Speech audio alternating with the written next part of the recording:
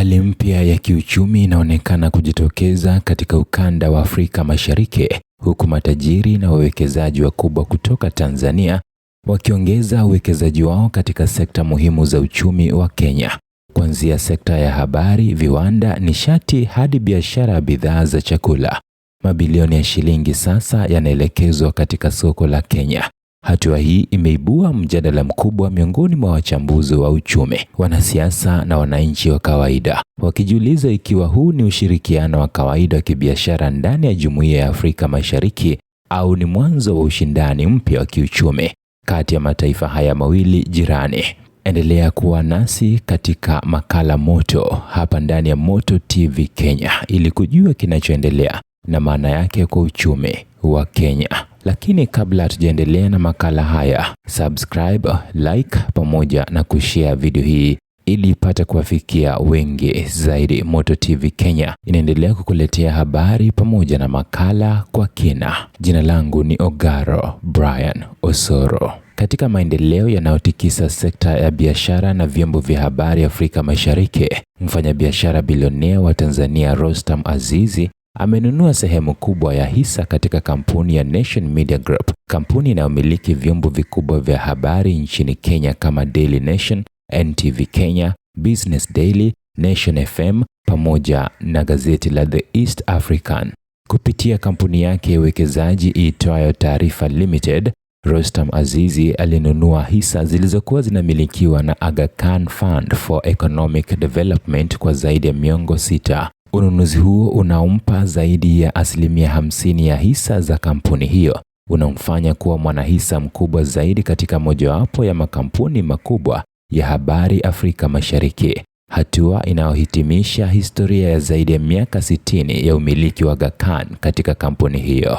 Hatua hii imeibua mjadala mpana katika sekta ya habari na biashara. Baadhi ya wachambuzi wanasema kuwa uwekezaji huu unaweza kuleta mageuzi katika uendeshaji wa vyombo vya habari katika ukanda wa Afrika Mashariki, huku wengine wakisema kuwa ununuzi huo unaonyesha jinsi mtiririko wa mitaji unavyoanza kubadilika katika ukanda huu. Kwa miaka mingi, Kenya imekuwa kitovu kikuu cha uwekezaji na biashara Afrika Mashariki, lakini sasa tunaona wawekezaji kutoka Tanzania wakianza kuingia kwa nguvu katika sekta mbalimbali za uchumi wa Kenya. Mbali na sekta ya habari, wawekezaji wa Tanzania pia wanaonekana kuimarisha uwepo wao katika sekta ya nishati nchini Kenya. Mfanyabiashara mashuhuri Ali Edha Awadh, mmiliki wa kampuni ya Lake Oil Group pamoja na Hashi Energy, ameendelea kupanua biashara yake katika ukanda wa Afrika Mashariki, ikiwa ni pamoja na kuimarisha uwekezaji wake katika soko la mafuta nchini Kenya. Kampuni yake ina mtandao mkubwa wa usambazaji wa mafuta katika nchi kadhaa za Afrika Mashariki na imekuwa ikitafuta fursa mpya za kuimarisha biashara zake katika maeneo ya biashara na usafirishaji wa bidhaa katika ukanda huu. Katika sekta ya viwanda, kampuni ya Amsons Group kutoka Tanzania pia imeanza kuonekana katika soko la Kenya kwa kununua hisa katika kampuni ya Bamburi Cement, mojawapo ya wazalishaji wakubwa wa saruji nchini Kenya.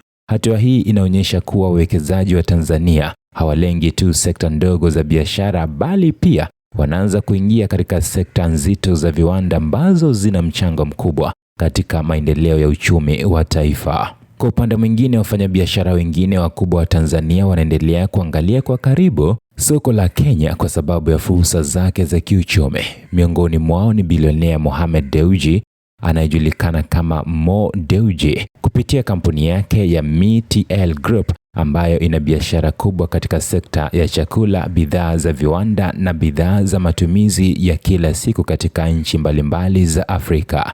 Pia kuna mfanyabiashara Said Bakresa, mwanzilishi wa Bakresa Group pamoja na makampuni makubwa zaidi ya uzalishaji wa chakula katika Afrika Mashariki, ambayo tayari ina uwekezaji katika nchi kadhaa za ukanda huu na inaendelea kutazama fursa mpya za biashara katika masoko ya kikanda. Wataalamu wa uchumi wanasema kuwa kuna sababu kadhaa zinazowavutia wawekezaji hawa kuingia katika soko la Kenya. Kwanza ni ukubwa wa soko la Kenya ambalo lina idadi kubwa ya watumiaji na uchumi unaokua kwa kasi. Pia ni uwepo wa soko la mitaji la Nairobi ambalo ni mojawapo ya masoko makubwa zaidi ya hisa katika Afrika Mashariki. Tatu, urahisi wa biashara ndani ya Jumuiya ya Afrika Mashariki, ambapo sera za kikanda zimepunguza vikwazo vya biashara kati ya nchi wanachama na kurahisisha uwekezaji wa kuvuka mipaka. Kwa mujibu wa ripoti za biashara katika ukanda huu, wawekezaji kutoka Tanzania wameweka mabilioni ya shilingi katika miradi mbalimbali nchini Kenya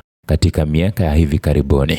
Hali hii inaonyesha jinsi uchumi wa Afrika Mashariki unavyoendelea kuunganishwa na jinsi mataifa ukanda huu yanavyozidi kushirikiana katika biashara, uwekezaji na maendeleo ya viwanda. Kwa upande mmoja, uwekezaji huu unaweza kuleta manufaa makubwa kwa Kenya, ikiwa ni pamoja na kuongezeka kwa ajira, kuimarika kwa ushindani katika biashara na kuongezeka kwa mtiririko wa mitaji katika sekta mbalimbali za uchumi. Hata hivyo, baadhi ya wachambuzi wanaonya kuwa serikali inapaswa kuhakikisha kuwa uwekezaji huu unafanyika kwa njia inayolinda maslahi ya taifa na kuhakikisha kuwa sekta muhimu za uchumi hazipotezi udhibiti wake. Kwa ujumla, kinachoonekana sasa ni mabadiliko makubwa katika ramani ya uchumi wa Afrika Mashariki. Kwa muda mrefu, Kenya imekuwa kitovu kikuu cha uwekezaji katika ukanda huu, lakini sasa tunaona mtiririko mkubwa wa mitaji kutoka Tanzania ukiingia katika sekta mbalimbali za uchumi wa Kenya. Swali kubwa linalobaki ni hili: je, huu ni mwanzo wa ushirikiano mkubwa zaidi wa kiuchumi kati ya mataifa haya mawili, au ni ishara ya ushindani mpya wa kiuchumi katika Afrika Mashariki? Na hayo ndiyo makala moto ya sasa hapa ndani ya Moto TV Kenya, tukikuletea taarifa pamoja na makala muhimu na uchambuzi unaosaidia kuelewa kinachoendelea katika taifa na ulimwengu.